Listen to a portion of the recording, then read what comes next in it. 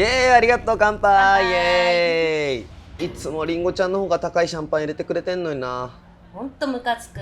その言葉覚えといてね。ヘクション。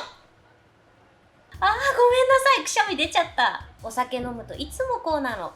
メロンちゃん。何言ってるの？本当にただのくしゃみだよ。いやいや、そんな豪快なくしゃみ普通の人にはできないよ。しかも俺に向けるなんて。すいません。ランのアレルギーかも。ハクシもう一回してくれる？